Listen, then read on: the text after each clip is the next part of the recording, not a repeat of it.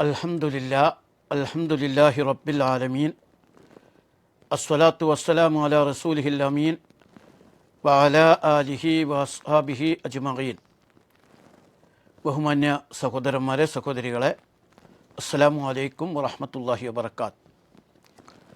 നാം വിശുദ്ധ ഖുർആനിലെ 19-ാമത്തെ അധ്യായമായ സൂറത്തും മറിയമാണ് പഠിച്ചുകൊണ്ടിരിക്കുന്നത്. കഴിഞ്ഞ ക്ലാസ്സിൽ ഈ സൂറത്തിൻ്റെ ആമുഖവും ആദ്യത്തെ 6 ആയത്തുകളുടെ വിശദീകരണവുമാണ് നമ്മൾ മനസ്സിലാക്കിയത്. ഇനി 7 മുതലുള്ള ആയത്തുകളാണ് നമുക്ക് പഠിക്കാനുള്ളത്.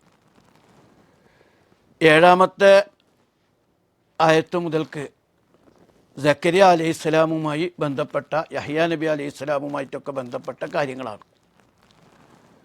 നമുക്ക് ആദ്യം ആ ഭാഗം ഒന്ന് പാരായണം ചെയ്യാം. അഊദു ബില്ലാഹി മിനശ് ശൈത്വാനിർ റജീം. യാ സക്കരിയാ ഇന്നാ നുബശ്ശിറുക ബിഗുലാമിൻ ഇസ്മുഹു യഹ്യാ ലം നജ്അൽ ലഹു മിൻ ഖബ്ലു സമീയാ. قال رب أنى يكون لي غلام وكانت امرأتي عاقرا وقد بلغت من الكبر عتيا. قال كذلك قال ربك هو علي هين وقد خلقتك من قبل ولم تك شيئا. قال رب اجعل لي آية. قال آيتك ألا تكلم الناس 3 ليال سويا. فخرج على قومه من المهراب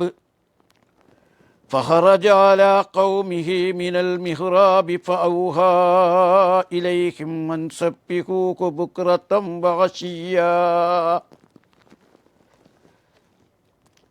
7-ാമത്തെ ആയത്ത്. യാ സക്കരിയാ ഇന്നാ നുബശ്ശിറുക ബിഗുലാമിൻ ഇസ്മുഹു യഹ്യാ ലം നജ്അൽ ലഹു മിൻ ഖബ്ലു സമീയാ. യാ സക്കരിയ, ഓ സക്കരിയ, ഇന്നാ നുബശ്ശിറുക, ഇന്നാ നിശ്ചയമായും നാം, നുബശ്ശിറുക നിനക്ക് നാം സന്തോഷവാർത്ത അറിയിക്കുന്നു, നാം നിന്നെ സന്തോഷവാർത്ത അറിയിക്കുന്നു, ബിഗുലാമിൻ ഒരാൺകുഞ്ഞിനെപ്പറ്റി, ഇസ്മുഹു അവൻ്റെ പേര് യഹ്യ എന്നാകുന്നു, ലം നജ്അൽ നാം ആക്കിയിട്ടില്ല, ലഹു അവന് മിൻ ഖബ്ലു മുമ്പ്, സമീയ പേര് വെച്ചതായിട്ട്, പേരുള്ളവരാക്കിയിട്ട് ഇല്ല. ഒന്നുകൂടി പറയാം. യാ സക്കരിയ, ഓ സക്കരിയ, ഇന്നാ നുബശ്ശിറുക നിനക്ക് നാം സന്തോഷവാർത്ത അറിയിക്കുന്നു, നിശ്ചയമായും നാം നിന്നെ സന്തോഷവാർത്ത അറിയിക്കുന്നു, ബിഗുലാമിൻ ഒരാൺകുഞ്ഞിനെപ്പറ്റി, ഇസ്മുഹു അവൻ്റെ പേര് യഹ്യ എന്നാകുന്നു, ലം നജ്അൽ നാം ആക്കിയിട്ടില്ല, ലഹു അവന് മിൻ ഖബ്ലു മുമ്പ്, സമീയ പേര് വെച്ചതായിട്ട് ആക്കിയിട്ടില്ല. സൂറ മറിയമിലെ 7-ാമത്തെ ഈ ആയത്ത് സക്കരിയ നബി അലൈഹിസ്സലാമിന് അല്ലാഹു തആല യഹ്യ എന്ന മകൻ ജനിക്കുമെന്ന സന്തോഷവാർത്ത അറിയിക്കുകയാണ്. നമുക്കറിയാം, കഴിഞ്ഞ ആയത്തുകളിൽ നമ്മൾ പഠിച്ചു, സക്കരിയ അലൈഹിസ്സലാം അല്ലാഹു തആലയെ വിളിച്ച് പ്രാർത്ഥിക്കുന്ന രംഗം. ഇദ് നാദാ റബ്ബഹു നിദാഅൻ ഖഫിയ്യ, വളരെ താഴ്മയോടെ പതുക്കെ അള്ളാഹുവിനെ സക്കരിയ അലൈഹിസ്സലാം വിളിച്ച് പ്രാർത്ഥിച്ചു. ആ പ്രാർത്ഥനയിലെ ഏറ്റവും പ്രധാനപ്പെട്ട ഭാഗം യരിസുനി വ യരിസു മിൻ ആലി യാഖൂബ് വജ്അൽഹു റബ്ബി റളിയ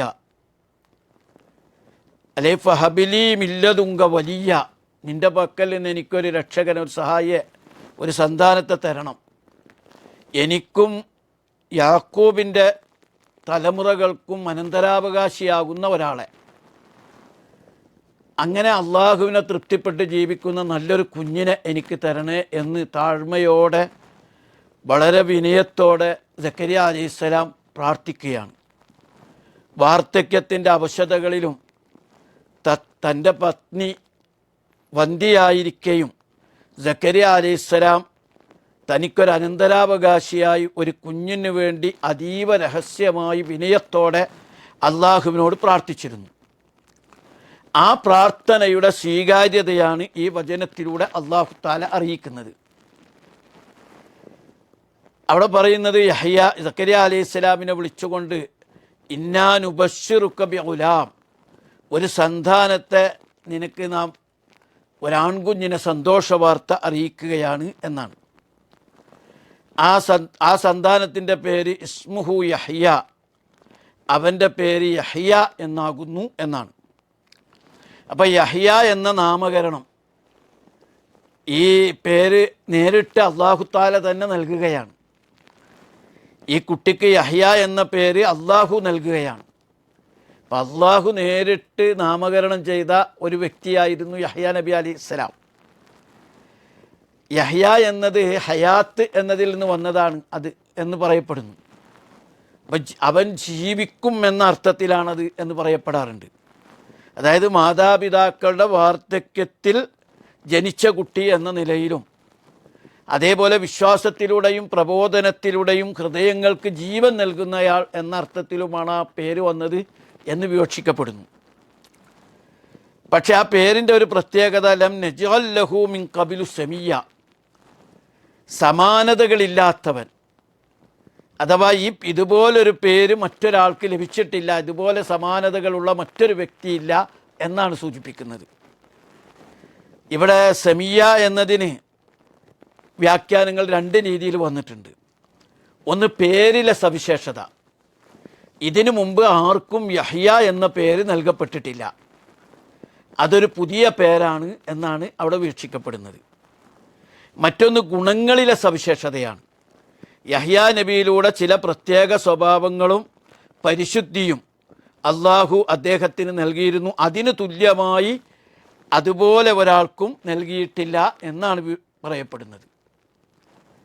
അപ്പോൾ ഇവിടെ വളരെ വാർദ്ധക്യം പ്രാപിച്ച രണ്ടാളുകൾ പ്രകൃതിപരമായ ഘടനക്കപ്പുറം അവർക്കൊരു കുഞ്ഞ് ലഭിക്കുകയാണ്. പ്രത്യുൽപാദന ശേഷി കുറഞ്ഞ ഒരു സ്ത്രീയിൽ ഒരു കുഞ്ഞ് ജനിക്കുകയാണ്.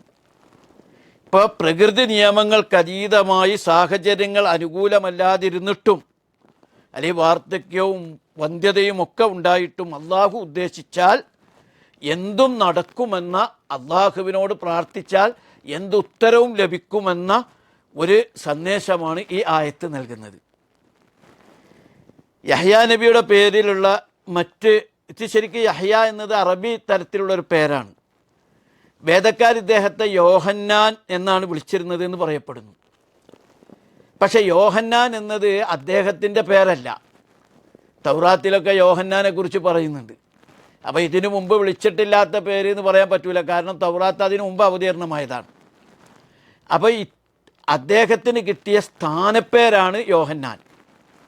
യഹ്യ നബി അലൈഹിസ്സലാമിന് ലഭിച്ച സ്ഥാനപ്പേരാണ് യോഹന്നാൻ എന്ന് പറയുന്നത് എന്നാണ് വിവക്ഷിക്കപ്പെടുന്നത്. ഇസ്ലാമിക പണ്ഡിതന്മാർ അതിനാണ് ഊന്നൽ നൽകുന്നത്. അപ്പോൾ യഹ്യ നബി അലൈഹിസ്സലാമിൻ്റെ ഈ ജനനത്തോടു കൂടി അള്ളാഹു നൽകുന്നൊരു വലിയ സന്ദേശം, ഒരു സത്യവിശ്വാസിയുടെ പ്രാർത്ഥന ഒരിക്കലും നിഷ്ഫലമാകുകയില്ലെന്നും അള്ളാഹുവിൻ്റെ കാരുണ്യം ഏത് അസാധ്യമായ കാര്യത്തിൻ്റെ മേൽ സംഭവിച്ചാലും അത് സാധ്യമായി തീരുമെന്നും അസാധ്യമായതിനെ സാധ്യമാക്കി തീർക്കുമെന്നുമാണ് ഇവിടെ പഠിപ്പിക്കുന്നത്.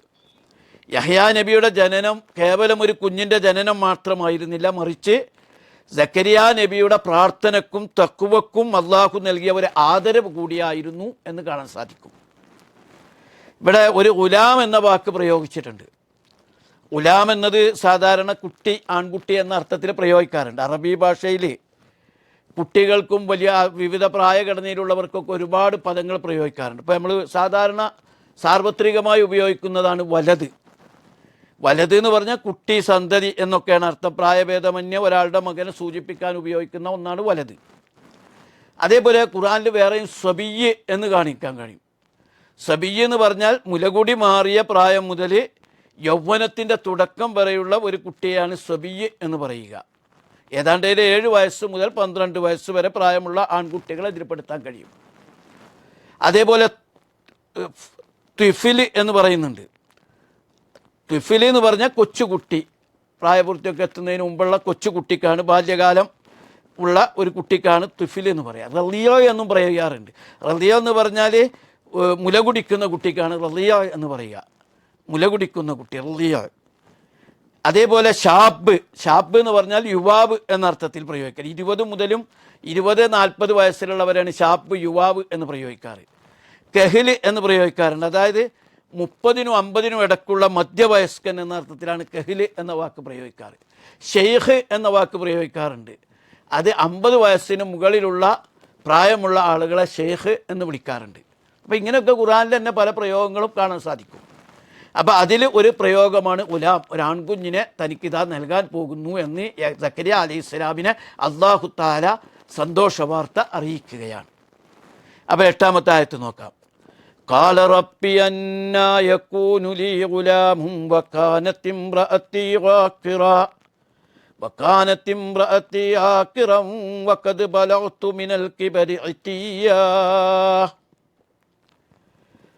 ഖാല അദ്ദേഹം പറഞ്ഞു, റബ്ബി എൻ്റെ നാഥ, അന്നാ എങ്ങനെയാണ്, യക്കൂനു ഉണ്ടാവുക, ലീ എനിക്ക് ഗുലാമുൻ ഒരു കുട്ടി ഉണ്ടാവുക എങ്ങനെയാണ്, വക്കാനത്തിംറഅത്തി എൻ്റെ വക്കാനത്ത് ആയിരിക്കെ, ഇംറഅത്തി എൻ്റെ ഭാര്യ ആയിരിക്കെ, ആഖിറ വന്തിയായിരിക്കെ, വഖദ് ബലഗത്തു എനിക്ക് എത്തിയിട്ടുണ്ട്, തീർച്ചയായും എനിക്ക് എത്തിയിട്ടുണ്ട്, മിനൽ കിബരി വാർദ്ധക്യത്താൽ, ഇത്തിയ അവശത.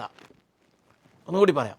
ഖാല അദ്ദേഹം പറഞ്ഞു, റബ്ബി എൻ്റെ രക്ഷിതാവേ, അന്നാ യകൂനു ലീ ഗുലാം എനിക്ക് എങ്ങനെയാണ് ഒരു ആൺകുട്ടി ഉണ്ടാവുക, വകാനത് ഇംറഅത്തി ആഖിറ എൻ്റെ ഭാര്യയാണെങ്കിൽ വന്ധ്യയാണ്, വഖദ് ബലഗ്തു മിനൽ കിബരി ഇതിയ എനിക്കാണെങ്കിൽ വാർദ്ധക്യത്താൽ അവശതയിൽ ഞാൻ എത്തിയിട്ടുണ്ട്.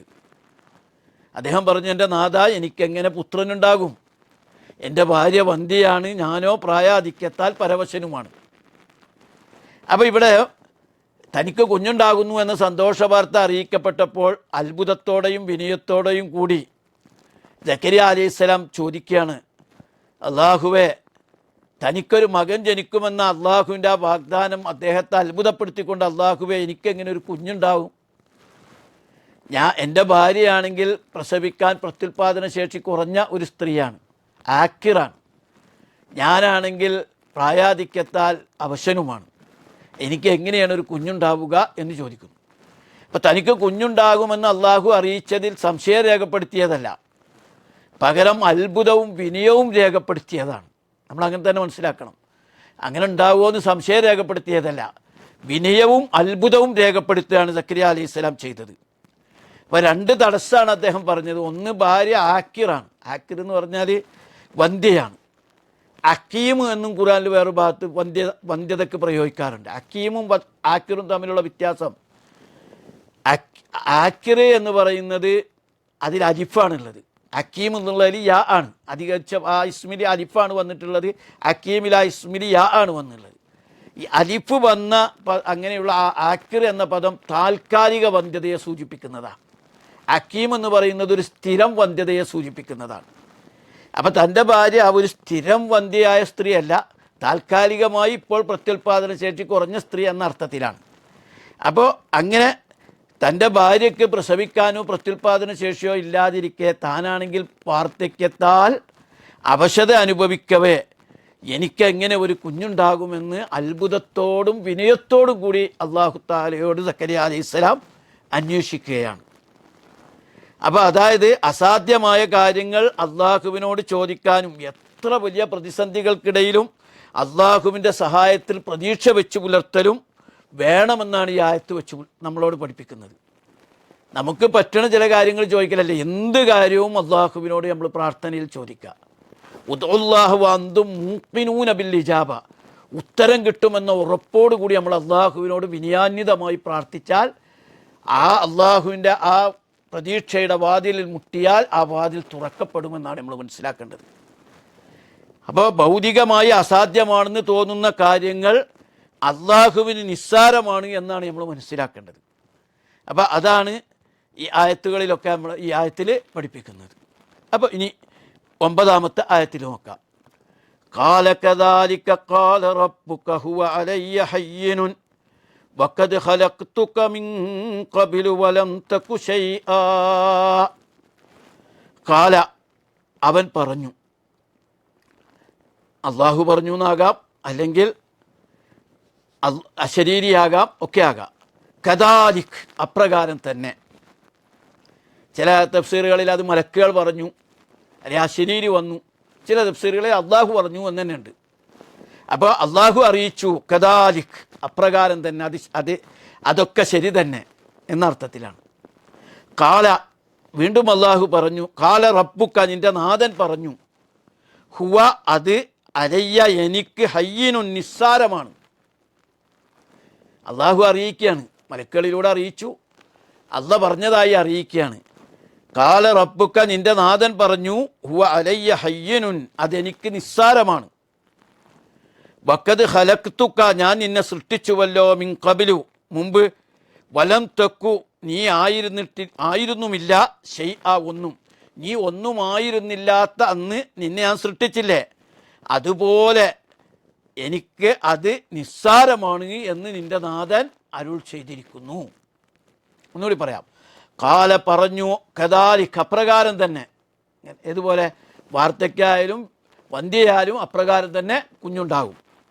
കാല റബ്ബുക്ക നിൻ്റെ നാഥൻ അരുളിയിരിക്കുന്നു, ഹുവ അലയ്യ ഹയ്യിനുൻ അതെനിക്ക് വളരെ നിസ്സാരമാണ്.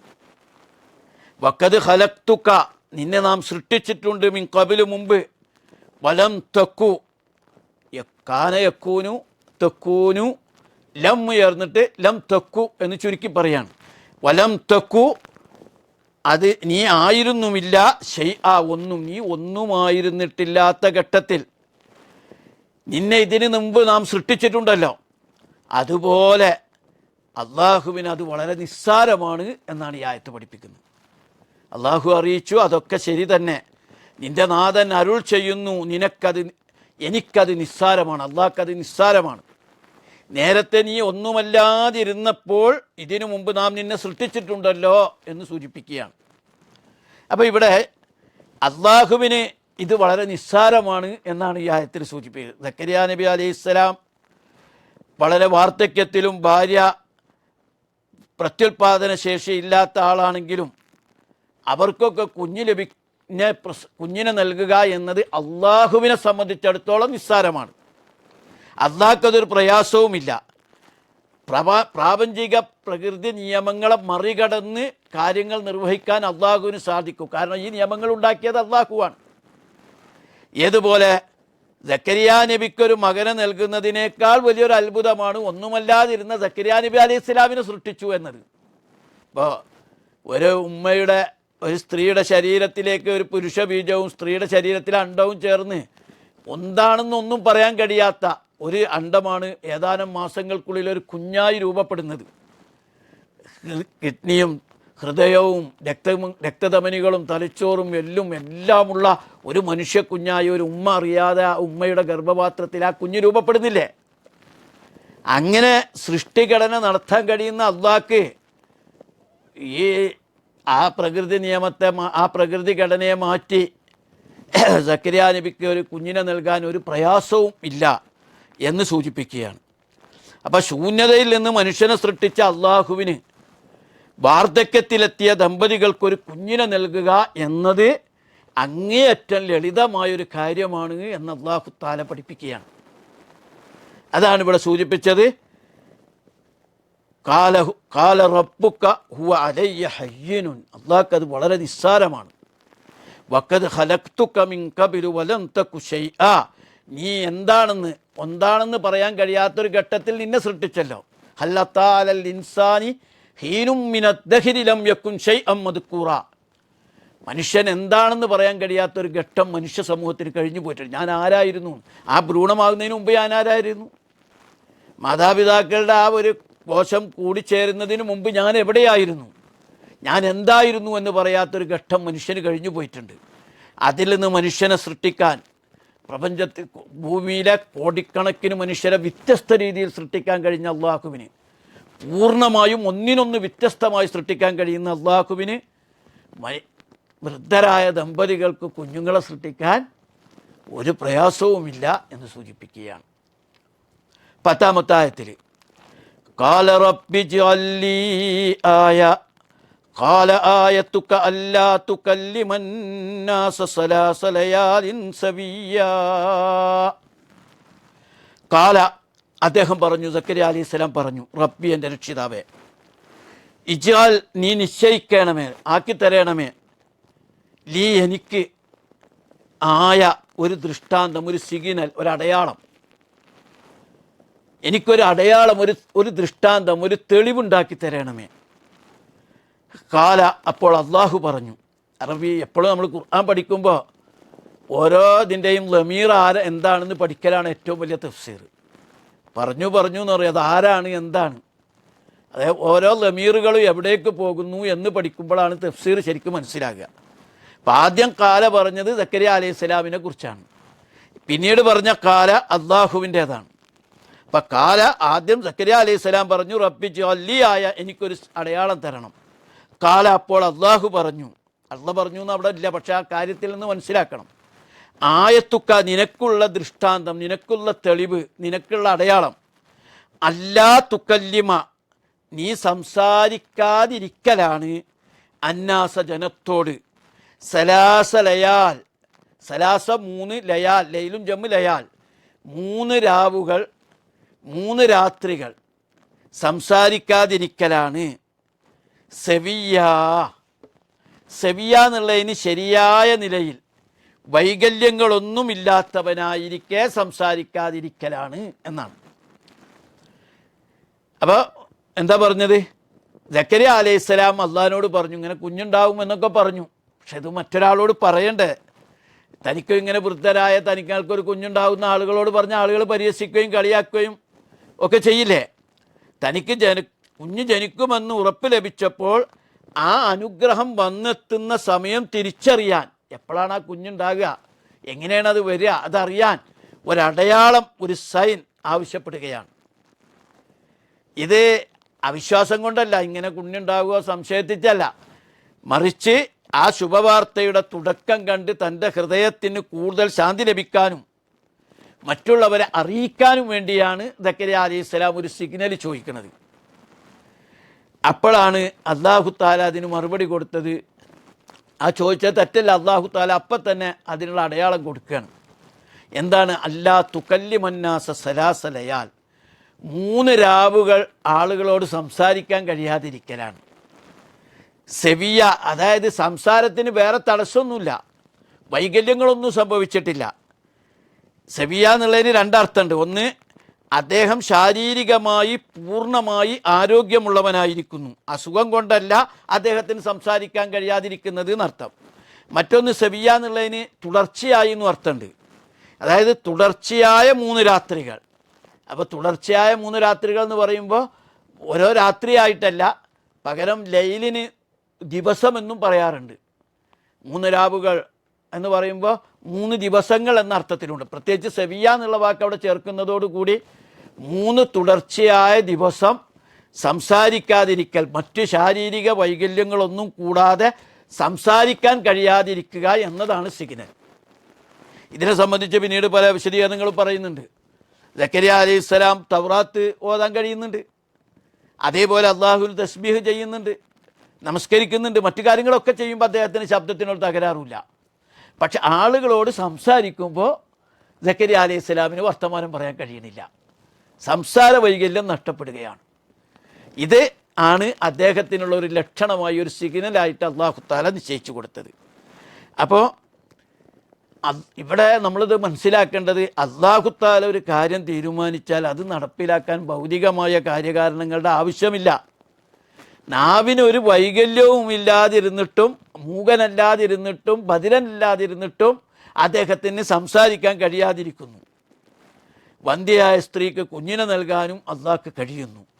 അപ്പോൾ ഇതൊക്കെ നമ്മളും മനസ്സിലാക്കേണ്ടത്, അള്ളാഹു സുബ്ഹാനഹു വ തആലയിൽ എല്ലാ പ്രതീക്ഷയും അർപ്പിക്കാനുള്ള ഒരു നല്ല ചരിത്രമാണ് യഥാർത്ഥത്തിൽ സക്കരിയ അലൈഹിസ്സലാമിൻ്റെ ജീവിതത്തിൽ കാണാൻ കഴിയുന്നത്. എന്തു റബ്ബിൽ പ്രതീക്ഷ അർപ്പിക്കുക, ചിലപ്പോൾ ജീവിതത്തിൻ്റെ വളരെ പ്രയാസപൂരിതമായ അവസ്ഥയിലൂടെ നമ്മൾ മുന്നോട്ട് പോകുമ്പോഴും എനിക്കെൻ്റെ റബ്ബൻ്റെ കൂടെയുണ്ട്, റബ്ബിനോട് എനിക്ക് എന്തു ചോദിക്കാൻ, എന്തു പറയാം, റബ്ബ് ചിലപ്പോൾ അതിന് ഏറ്റവും സഹായകരമായ അവസ്ഥ എനിക്ക് നൽകുമെന്ന് പ്രതീക്ഷയോടുകൂടി ആയിരിക്കണം ഒരു സത്യവിശ്വാസി തൻ്റെ ജീവിതത്തെ മുന്നോട്ട് നയിക്കേണ്ടത്. ഇനി അടുത്തൊരായത്തും കൂടി മനസ്സിലാക്കേണ്ടതുണ്ട്. ഫഖറജ അലാ ഖൗമിഹി മിനൽ മിഹ്റാബ് فخرج على قومه من المحراب فأوحى إليهم أن سبحوه بكرة وعشيا. ഫഖറജ അങ്ങനെ അദ്ദേഹം പുറത്തു വന്നു. അലാ ഖൗമിഹി തൻ്റെ ജനതയുടെ അടുത്തേക്ക്. ഖറജ അല എന്ന് പറഞ്ഞാൽ അടുത്തേക്ക് വന്നു. ഖൗമിഹി തൻ്റെ ജനതയുടെ അടുത്തേക്ക് വന്നു. മിനൽ മിഹ്റാബ്, മിഹ്റാബ് എന്ന് പറഞ്ഞാൽ പ്രാർത്ഥനാ മണ്ഡപം, പ്രാർത്ഥിക്കാൻ വേണ്ടിയുള്ള പ്രത്യേക സ്ഥലം. പ്രത്യേകിച്ച് അന്നത്തെ ബൈത്തുൽ മഖ്ദിസിലൊക്കെ പരികർമ്മിയായിരുന്നല്ലോ സക്കരിയ അലൈഹിസ്സലാം. അപ്പോൾ അദ്ദേഹത്തിനും അതുപോലുള്ള ആളുകൾക്കൊക്കെ പ്രത്യേകം നമസ്കരിക്കാനും പ്രാർത്ഥിക്കാനൊക്കെ വേണ്ടിയുള്ള പ്രത്യേക ഇടങ്ങൾ. ഇന്ന് നമ്മൾ ബൈത്തുൽ മഖ്ദിസിൽ പോയാൽ ആ മിഹ്റാബുകൾ അവിടെ ഇങ്ങനെ കാണാൻ കഴിയും. മറിയം ബീവി അതുപോലെ ഒരു മിഹ്റാബിലായിരുന്നു വചനം ഇരുന്നിരുന്നത്, ഏത്തിക്കാഫ് ഇരുന്നിരുന്നത്. ഇതേപോലെ ആ മിഹ്റാബിൽ നിന്ന് അദ്ദേഹം ജനങ്ങളുടെ അടുത്തേക്ക് വന്നു. ഫഔഹാ, അദ്ദേഹം ആംഗ്യം കാണിച്ചു. ഇലൈഹിം, അവരോട്. അദ്ദേഹത്തിന് സംസാരിക്കാൻ കഴിയില്ല, അപ്പോൾ ആംഗ്യങ്ങൾ കാണിച്ചു. ആ ആംഗ്യത്തിൽ അദ്ദേഹം അവരോട് പറഞ്ഞത് അൻസബ്ബിഹൂ, നിങ്ങൾ തസ്ബീഹ് ചെയ്യുക, സ്തോത്രം ചെയ്യുവീൻ, ബുക്റത്തൻ രാവിലെയും വാശിയ വൈകുന്നേരവും. സക്കരിയ അലൈഹിസ്സലാം ഒന്നുകൂടി പറയാം. ഫഹറജ അങ്ങനെ അദ്ദേഹം പുറത്തു വന്നു. അലാ ഖൗമിഹി തൻ്റെ ജനതയുടെ അടുത്തേക്ക്. മിനൽ മിഹ്റാബ് പ്രാർത്ഥനാ മണ്ഡപത്തിൽ നിന്ന് പുറത്തേക്ക് വന്നു. ഫഔഹാ എന്നിട്ട് അദ്ദേഹം ആംഗ്യം കാണിച്ചു. ഇലൈഹിം അവരോട് അൻസബ്ബിഹൂ നിങ്ങൾ തസ്ബീഹ് ചെയ്യുക, സ്തോത്രം ചെയ്യുക, ബുക്റത്തം രാവിലെയും വാശിയ വൈകുന്നേരവും. അദ്ദേഹത്തിന് സംസാരിക്കാൻ കഴിയാത്തതുകൊണ്ടാണ് ബൗഹ എന്ന പദം അവിടെ പ്രയോഗിച്ചത്. അപ്പോൾ മിഹ്റാബിൽ നിന്നുള്ള പുറപ്പാടാണ്. സക്കരിയ അലൈഹിസ്സലാം സദാസമയവും ആരാധനകളിലും പ്രാർത്ഥനകളിലും മുഴുകിയിരുന്ന സ്ഥലമായിരുന്നു മിഹ്റാബ്. അള്ളാഹുവിൻ്റെ ഈ സന്തോഷ വാർത്തയും അടയാളവും ലഭിച്ച ശേഷം അദ്ദേഹം ജനങ്ങളിലേക്ക് വരികയാണ്. ആംഗ്യ ഭാഷയിലൂടെയാണ് അദ്ദേഹം ജനങ്ങളോട്, കാരണം സംസാരിക്കാൻ കഴിയുന്നില്ലല്ലോ, അപ്പോൾ ആംഗ്യ ഭാഷയിലാണ് സംസാരിക്കുന്നത്. അപ്പം നേരത്തെ പറഞ്ഞ ആയത്തിനനുസരിച്ച് അദ്ദേഹത്തിന് ഇനി സംസാരിക്കാൻ കഴിയില്ല, ആളുകളോട് 3 ദിവസം സംസാരിക്കാൻ കഴിയില്ല. അതുകൊണ്ട് അദ്ദേഹം ആംഗ്യ ഭാഷയിൽ അവരോട് സംസാരിച്ചു. ഔഹ എന്ന പദത്തിന് സൂചന നൽകി എന്നാണ് അർത്ഥം. വഹി ലഭിച്ചു എന്നൊക്കെ അതേപോലെ സൂചന നൽകി എന്നും അർത്ഥമുണ്ട്. അപ്പം അതിൽ അദ്ദേഹം ജനങ്ങളോട് പറഞ്ഞു, അള്ളാഹുവിൻ്റെ വലിയൊരു അനുഗ്രഹം വരാൻ പോവുകയാണ്. അതിന് അള്ളാഹുവിനെ താൻ മാത്രം സ്തുതിച്ചാൽ പോരാ, ജനങ്ങൾക്ക് ഒരു പ്രബോധകനായ നല്ലൊരു മനുഷ്യനെ അള്ളാഹുത്താല കാര്യകാരണ ബന്ധങ്ങൾക്കൊക്കെ അപ്പുറം ഒരു കുഞ്ഞിനെ നൽകാൻ പോവുകയാണ്. അതാ ജനതക്കും അത്യാവശ്യമാണ്.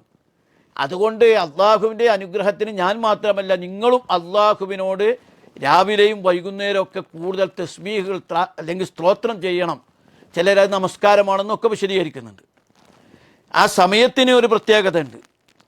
ബുക്റത്തം വാശിയ എന്ന് പറഞ്ഞാൽ രാവിലെയും വൈകുന്നേരവും എന്നതുകൊണ്ട് ഉദ്ദേശിക്കുന്നത് സദാസമയം എന്നാണെന്നൊരു വ്യാഖ്യാനമുണ്ട്. രാവിലെയും വൈകുന്നേരം എന്ന് പറഞ്ഞാൽ മുഴുവൻ നേരവും അള്ളാഹുവിനെ സ്തുതിക്കണം എന്ന് പറഞ്ഞു എന്നാണ്. മറ്റൊന്ന് പകലിൻ്റെ തുടക്കവും രാത്രിയുടെ തുടക്കമാണ്, അല്ലെങ്കിൽ രാത്രിയുമാണ്, രാത്രിയുടെ തുടക്കമാണ് ബുക്റത്തം വാശിയ എന്ന് പറഞ്ഞത്. ആ 2 സമയങ്ങൾക്കും പ്രാർത്ഥനകൾക്കും ഒക്കെ വളരെ പ്രാധാന്യമുള്ള സമയമാണ്. പ്രകൃതിയിൽ മാറ്റങ്ങൾ വരുന്ന സമയമാണ്. അതുകൊണ്ട് സദാസമയവും നിങ്ങൾ അള്ളാഹുവിനെ സ്തുതിക്കണം, അള്ളാഹുവിനെ സ്തോത്രം ചെയ്യണം, അള്ളാഹുവിനെ പ്രകീർത്തിച്ചു കൊണ്ടിരിക്കണം. കാരണം അത്ഭുതകരമായ ഒരു സംഭവം നടക്കാൻ പോവുകയാണ്. നമുക്കൊരു അത്ഭുതകരമായൊരു കുഞ്ഞിനെ ലഭിക്കാൻ പോവുകയാണ്. അതുവഴി യരിസുനി വയരിസു മിന്നാൽ യാക്കൂബ്, എനിക്കും യാക്കൂബ് കുടുംബത്തിനും ഒരനന്തരാവകാശി വരാൻ പോവുകയാണ്, അള്ളാഹുവിനെ തൃപ്തിപ്പെട്ട ഒരു വ്യക്തി വരാൻ പോവുകയാണ് എന്ന സന്ദേശമാണ് അദ്ദേഹം ജനങ്ങളുടെ മുമ്പിൽ വെക്കുന്നത്. അപ്പോൾ ഇവിടെ ഒരു കാര്യം നമുക്ക് ഇതിൽ നിന്ന് മനസ്സിലാവും. ഒരു വലിയ അനുഗ്രഹമോ സന്തോഷമോ ഉണ്ടാകുമ്പോൾ നമ്മൾ കിടന്ന് അള്ളാഹിനെ മറന്നു പോവുകയല്ല വേണ്ടത്. കൂടുതൽ അള്ളാഹുവിനെ സ്തുതിക്കുകയും മറ്റുള്ളവരെ അതിനുവേണ്ടി പ്രോത്സാഹിപ്പിക്കുകയും ചെയ്യുക എന്നാണ് വേണ്ടത് എന്ന് മുഫസ്സിറുകൾ വിശദീകരിക്കുന്നുണ്ട്. സക്കരിയ അലൈഹിസ്സലാമിന് അനുഗ്രഹം കിട്ടിയപ്പോൾ അദ്ദേഹം പ്രാർത്ഥനകളിൽ നിരതനായി തന്നെ കാണാൻ വന്നവരോടും അദ്ദേഹം പറയുന്നത് നിങ്ങൾ അള്ളാഹുവിനെ കൂടുതൽ പ്രകീർത്തിക്കണം, കൂടുതൽ സ്തുതിക്കണം, അള്ളാഹുവിനെ സ്തോത്രം വാഴ്ത്തണമെന്നൊക്കെ അദ്ദേഹം തസ്ബീഹ് ചെയ്യണമെന്നൊക്കെ അദ്ദേഹം പറയുകയാണ്. അപ്പോൾ സംസാരിക്കാൻ കഴിയാത്ത ഒരവസ്ഥയിലും സക്കരിയ അലൈഹിസ്സലാം തൻ്റെ പ്രബോധന ദൗത്യം നിർവഹിച്ചു എന്നും കൂടി മുഫസ്സിറുകൾ വിശദീകരിക്കുന്നുണ്ട്. അപ്പോൾ അദ്ദേഹത്തിൻ്റെ അടിയുറച്ച വിശ്വാസത്തെയും സമർപ്പണത്തെയും കൂടിയാണ് ഈ ആയത്തുകൾ വിശദീകരിക്കുന്നത്. അപ്പോൾ ഈ 5 ആയത്തുകളിൽ സക്കരിയ അലൈഹിസ്സലാം ആദ്യം നേരത്തെ പ്രാർത്ഥിച്ച പ്രാർത്ഥനയ്ക്ക് അല്ലാഹു തആല ഉത്തരം നൽകുകയാണ്. തനിക്കൊരു കുഞ്ഞിനെ 6-ാമത്തെ ആയത്തിൽ പറഞ്ഞത് ഇതാ ഇന്നാ നുബശ്ശിറുക ബിഗുലാമിൻ ഇസ്മുഹു യഹ്യ, യഹ്യ എന്നു പേരുള്ളൊരു കുഞ്ഞിനെ നാം ഇതാ സന്തോഷ വാർത്ത അറിയിക്കുന്നു. പക്ഷേ ലം നജ്അൽ ലഹു മിൻ ഖബ്ലു സമീയ, അവനെപ്പോലെ മറ്റൊരാളും ഇതുവരെ ലോകത്തുണ്ടായിട്ടില്ല. അത് സവിശേഷതകളിലും പ്രത്യേകതകളിലും വളരെ സമാനതകളില്ലാത്തൊരു വ്യക്തിയായിരിക്കും ആ യഹ്യാ നബി അലൈഹിസ്സലാം എന്ന് പറയുന്നത്. നമുക്കറിയാം യഹ്യാ നബി അലൈഹിസ്സലാം ഈസാ നബി ജനിക്കുന്നതിൻ്റെ ഏതാനും മുമ്പാണ് ജനിക്കുന്നത്. യഹ്യാ നബി അലൈഹിസ്സലാമിനെ കുറിച്ച് അടുത്ത ക്ലാസ്സിൽ നമുക്ക് കുറച്ച് കൂടുതൽ പറയാം. ചില അഭിപ്രായ പ്രകാരം 6 മാസമാണ്, 3 വർഷമാണ്, 7 വർഷമാണെന്നൊക്കെ പറയുന്നുണ്ട്. എന്തായാലും ഏതാണ്ട് ഈസാ നബി അലൈഹിസ്സലാമിൻ്റെ സമകാലീനാണ് യഹ്യാ നബി അലൈഹിസ്സലാം. യഹ്യാ നബി അലൈഹിസ്സലാമിൻ്റേതായിട്ട് യോഹന്നാനിലൊക്കെ ബൈബിളിലൊക്കെ ഒരുപാട് ഉദ്ധരണികൾ കാണാൻ കഴിയും. അദ്ദേഹം പറയുന്നുണ്ട് ഇനിയൊരു പ്രവാചകൻ വരാനുണ്ടതിനെക്കുറിച്ചും ഈസാ നബിയുടെ കടന്നുവരവിനെക്കുറിച്ചും അദ്ദേഹത്തിൻ്റെ മഹത്വത്തെക്കുറിച്ചൊക്കെ പറയുന്നതായിട്ട് കാണാൻ സാധിക്കും. അപ്പോൾ യഹ്യാ നബി അലൈഹിസ്സലാം ഈസാ നബി അലൈഹിസ്സലാമിനെ സത്യപ്പെടുത്തിക്കൊണ്ടാണ് കടന്നു വന്നിട്ടുള്ളത്. നേരത്തെ തന്നെ അങ്ങനെ ഒരു പ്രവാചകൻ്റെ വരവിനെക്കുറിച്ച് സൂചന നൽകിയിട്ടുണ്ട്. എല്ലാ പ്രവാചകന്മാരും പിൽക്കാലത്ത് വരാൻ പോണ പ്രവാചകന്മാരെക്കുറിച്ച് സൂചനകൾ നൽകിയിട്ടുണ്ട്. ഈസാ നബി അലൈഹിസ്സലാമും മൂസാ നബി അലൈഹിസ്സലാമും ഒക്കെ തൗറാത്തിലും ഇഞ്ചീലിലൊക്കെ വരാൻ പോണ അല്ലദീന യത്തബിഊന റസൂലൻ നബിയ്യൽ ഉമ്മിയ്യല്ലദീ യജിദൂനഹു മക്തൂബൻ ഇൻദഹും ഫിത്തൗറാത്തി വൽ ഇൻജീൽ, തൗറാത്തിലും ഇഞ്ചീലിലും രേഖപ്പെടുത്തപ്പെട്ട നിരക്ഷരനായ പ്രവാചകൻ. അപ്പോൾ മുഹമ്മദ് സല്ലല്ലാഹു അലൈഹി വസല്ലമയെക്കുറിച്ച് ആ വേദഗ്രന്ഥങ്ങളിൽ രേഖപ്പെടുത്തിയിട്ടുണ്ട്. നബിയുടെ കടന്നു വരവിനെക്കുറിച്ച് പറഞ്ഞിട്ടുണ്ട്, നബിയുടെ ലക്ഷണങ്ങളെക്കുറിച്ച് വിശദീകരിച്ചിട്ടുണ്ട്. അത് യഹൂദന്മാരൊക്കെ പ്രതീക്ഷിച്ചിരുന്നു അത്തരമൊരു പ്രവാചകൻ്റെ വരവിനെക്കുറിച്ച്. ഇതേപോലെ യഹ്യാ നബി അലൈഹിസ്സലാമിനെ കുറിച്ചും പറയപ്പെടുന്നുണ്ട്. ഇൻഷാ അല്ലാഹ് അദ്ദേഹത്തിന് മറ്റ് ചില സവിശേഷതകളും അദ്ദേഹത്തിൻ്റെ പ്രത്യേകതകളൊക്കെ അടുത്തുള്ള പിന്നീടുള്ള 12 മുതലുള്ള ആയത്തുകളിൽ നമുക്ക് മനസ്സിലാക്കാൻ സാധിക്കും. അപ്പോൾ ഈ വിഷയങ്ങളെ വളരെ കൃത്യമായി നമ്മൾ പഠിക്കുകയും മനസ്സിലാക്കുകയും ഉൾക്കൊള്ളുകയും ചെയ്യേണ്ടതുണ്ട്. എന്താണ് അതിൻ്റെ ചരിത്രമെന്നും നമ്മൾ ശരിക്കും മനസ്സിലാക്കണം. എല്ലാറ്റിനേക്കാൾ ഉപരി ഈ ഭാഗം നമുക്ക് നൽകുന്നത് എല്ലാറ്റിനും കഴിവുള്ളവനാണ് അല്ലാഹു തആല. നമ്മൾ അള്ളാഹിൻ്റെ വെറും ഒരു സൃഷ്ടി മാത്രമാണ്. എന്തും എൻ്റെ റബ്ബിനോട് എനിക്ക് ചോദിക്കാൻ കഴിയും. റബ്ബിൻ്റെ മുമ്പിൽ എന്ത് പ്രയാസങ്ങളും ഇറക്കി വെക്കാൻ കഴിയും. അല്ലാഹു തആലയ്ക്ക് ഒരു കാര്യം ചെയ്തു തരാൻ കാര്യകാരണ ബന്ധത്തിൻ്റെ ആവശ്യമൊന്നുമില്ല. എല്ലാ പ്രകൃതി പ്രതിഭാസങ്ങളെയും മറികടന്നുകൊണ്ട് കാര്യങ്ങൾ നിർവഹിക്കാൻ അല്ലാഹുവിന് കഴിയും. ഒരു സത്യവിശ്വാസി ഏത് പ്രതികൂല സാഹചര്യത്തിലും അല്ലാഹുവിൽ സമർപ്പിതനാകാനും അല്ലാഹുവിലേക്ക് വിനിയാന്യതനായി മടങ്ങാനും ഒരു സത്യവിശ്വാസിക്ക് കഴിയണം. അത്ഭുതകരമായ രൂപത്തിലാണ് സക്കരിയ അലൈഹിസ്സലാമിനും ഭാര്യയ്ക്കും ഇതുപോലൊരു കുഞ്ഞിനെ ലഭിക്കുന്നത്. ആ കുഞ്ഞിന് അദ്ദേഹത്തിൻ്റെ പ്രാർത്ഥന പോലെ ലഭിക്കുന്നു. എല്ലാ അമ്പിയാക്കന്മാരുടെയും ഒരു മുഖ്യ പ്രാർത്ഥന തങ്ങൾക്ക് നല്ല സന്താനങ്ങൾ ലഭിക്കണേ എന്ന പ്രാർത്ഥനയാണ്. ഇബ്രാഹിം നബി അലൈഹിസ്സലാം റബ്ബി ഹബ്ലി മിനസ് സ്വാലിഹീൻ. എല്ലാ പ്രവാചകന്മാരും നമ്മുടെ മുഖ്യ ഒരു പ്രാർത്ഥനയും നമുക്ക് നല്ല മക്കളുണ്ടാകണേ. ആ മക്കൾ കേവലം ഭൗതികതയുടെ മാത്രമല്ല അള്ളാഹുവിനെ ഭയപ്പെടുന്ന നല്ല സന്താനങ്ങളാകണേ എന്ന പ്രാർത്ഥന കൂടി നമ്മുടെയൊക്കെ പ്രാർത്ഥനകളിൽ മുഖ്യമായി ഉണ്ടാകേണ്ട ഒരു കാര്യമാണ്. ഇത്തരം കാര്യങ്ങളൊക്കെയാണ് ഇതിൽ നിന്ന് മനസ്സിലാക്കാനുള്ളത്. ഇൻഷാ അല്ലാഹ് ഇതിൻ്റെ ബാക്കി ഭാഗം അടുത്ത ക്ലാസ്സിൽ നമുക്ക് മനസ്സിലാക്കാം. അല്ലാഹു സുബ്ഹാനഹു വ തആല നമ്മളെല്ലാവരെയും അനുഗ്രഹിക്കുമാറാകട്ടെ. നമ്മളിൽ വന്നുപോയ വീഴ്ചകളും തെറ്റുകളും കുറ്റങ്ങളും പാപങ്ങളും അല്ലാഹ് ഞങ്ങൾക്ക് ഇനി പുറത്ത് മാപ്പാക്കി തീർക്കുമാറാകണേ. അല്ലാഹുമ്മ ജഅലിൽ ഖുർആന ലിഖുലൂബിനാ ളിയാഅ വലിഅബ്സാരിനാ ജലാഅ ولأسقامنا دواء ولذنوبنا ممخصا وعن النار مخلصا اللهم اغفر لنا ذنوبنا يا رب العالمين وآخر دعوانا أن الحمد لله رب العالمين. السلام عليكم ورحمة الله وبركاته.